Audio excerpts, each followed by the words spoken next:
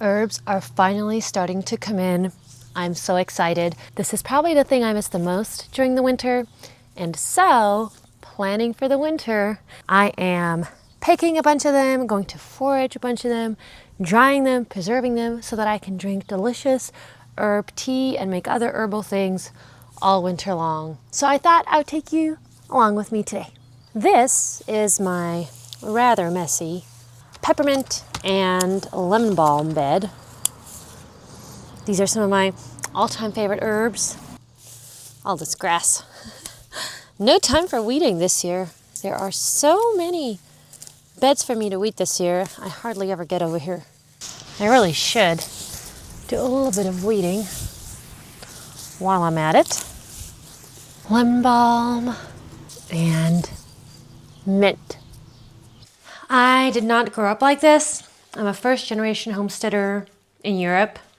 I lived in the US for many years and I felt completely disconnected from my European roots. And when our family made the decision to move back, I was really excited to reconnect with a lot of practices and rhythms and just simple things that I saw people around me doing all the time growing up.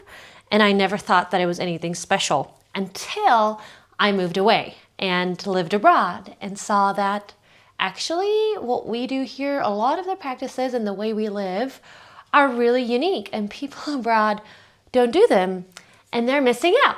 So today I'm going to show you one of those simple, easy peasy things that I did not always do, but I do now. And that is making your own tea blend. It is really easy. I see online these days, anytime I click on a homesteading video, I see these giant, beautiful, established gardens that are just so bountiful. And I do have a garden now, and I would like to think that it's bountiful. I don't know. Would you like to see a video of my garden? Let me know in the comments below. But I did not always have a garden, and growing up, we didn't have a garden at all.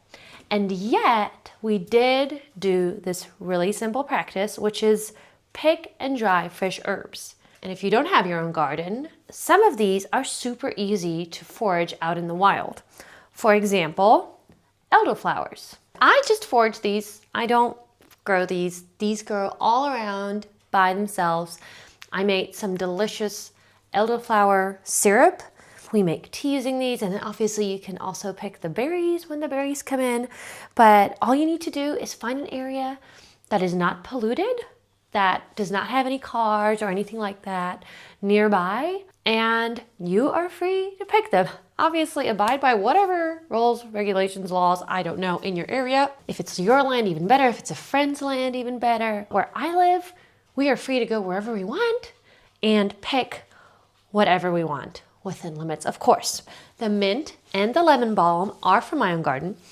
And if you are thinking of growing some herbs, these two are actually super easy to grow and probably the best ones to get started with. There are different ways that you can go about preserving them. Like I said, today I'm making tea, but there's so many different things that you can make, which is why I love herbs so much. There are simple ways of preserving them and more advanced ways. My favorite way is just to tie a string around it and hang it and let it dry. I actually dried a bunch of nettles that way. I think we should go check on them and see how they're doing before we get to these ones over here. Let's run over here to my outdoor area and check out the nettles, and I'll show you exactly what I mean by method number one. Look at these beauties. These are probably ready to be taken down and cut up and stored away. I'm gonna tell you about a massive mistake that I made 2 years ago when I was doing this for the first time. But you can see it's super simple. I just foraged a bunch of nettles and hung them up to dry. Take this as a word from your friend, Teresa, from Europe. Wear thick gloves. If you are going to forage nettles, and nettles are one of the easiest things that you can just go and find in the wild, nobody's gonna care that you're picking some nettles. Once again, just find an area that's nice and clean and unpolluted. Wear the thickest gloves. I wore gloves, but they were just like normal thickness. Oh my gosh, way too much burn. Also, picking all these things first thing in the morning is always best, but hey, we all live busy lives. We don't always have time to do that. I usually don't. And then definitely keep on wearing them as you're tying them up. Once they're nice and dry like this, they are no longer stinging, so you don't need gloves anymore. Second word from your friend Teresa from Europe, don't let them hang too long. 2 years ago when I was doing this for the first time, I got busy. I think I had a new baby back then, or I was very pregnant. And I let them hang for too long. They completely lost their color and all their taste. They got too dusty and gross, and I ended up just burning them in the stove over the winter, and that was a big, massive fail. So watch them. They need to be dry properly, otherwise they are going to mold wherever you store them. We're gonna talk about that in a minute. But when they're just that perfect dark green, like these ones are right now, they're ready. Bringing these inside over here so that I can start putting these away and maybe include them in my tea blend. But first things first, let's get to this beautiful mint and lemon balm. So, if you do not have a dehydrator, you can totally do my method of just hanging them up. And if I had a lot more of these, that is what I would do also. But I'm kind of impatient and I did not harvest all of them yet. I want them to grow a little bit bigger. So I am going to use my dehydrator. I got this dehydrator last year and I absolutely love it. It makes drying everything so easy, especially fruit.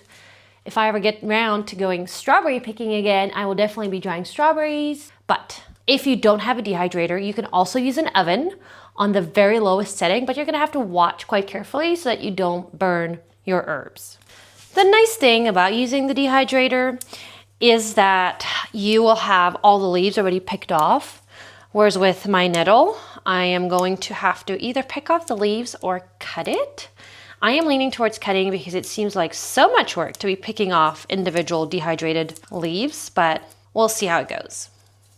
I am probably gonna keep all of my leaves separate. So I'm gonna have my mint leaves, my lemon balm, my elderflowers, yarrow. If you haven't had yarrow tea, it is so delicious. And once again, I don't grow yarrow. It's just something that grows on its own all over the place. Chances are you've seen it and you didn't even know that's what it was. And it's great for beating inflammation and all sorts of other things. On top of that, it's delicious and it's free tea that you can have. I will definitely make some tea blends.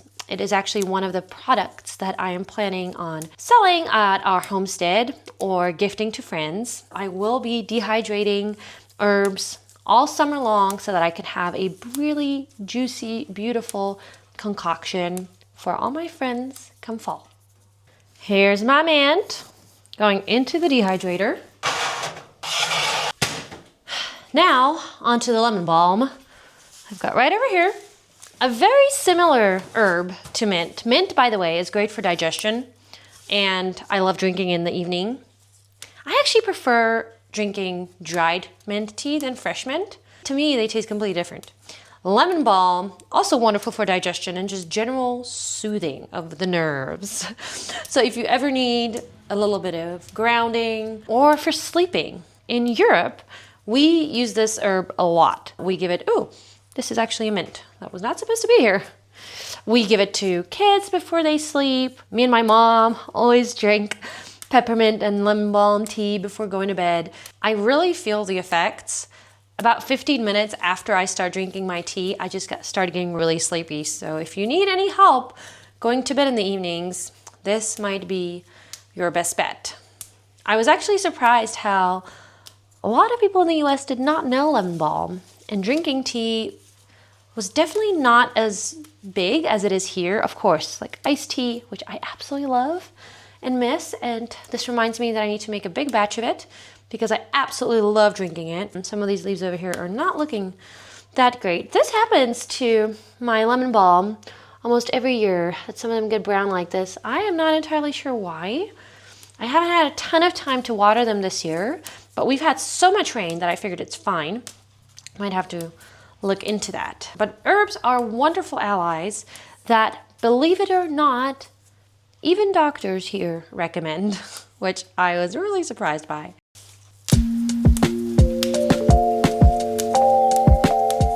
Lemon balm going in.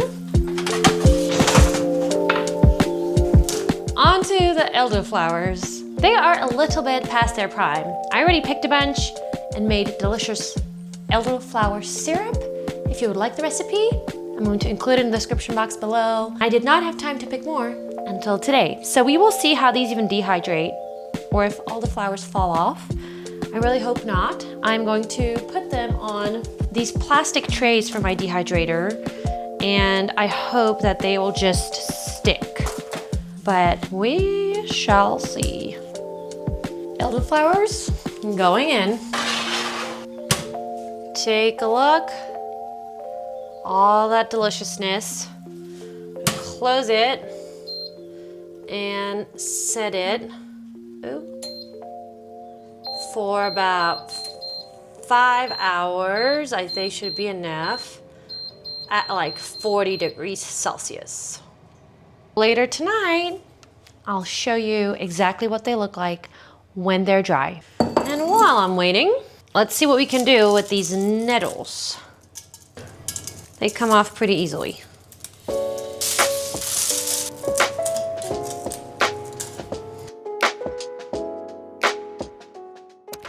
I just put the kids to bed and I am going to check on my herbs before I start my evening wind down and putting myself to sleep. I did add a little bit of thyme because I felt like they were not quite where I wanted them to be yet. So let's take a look. All right, here we are. Ooh, these are looking great. Not quite dry for sure. And I can, actually, the stems definitely need more time. But the blooms are looking great, and I'm so pleased with how they stuck on. I definitely have to go and forage some more to stack up a little bit. I am off to get myself ready for bed. I'll talk to you all next time.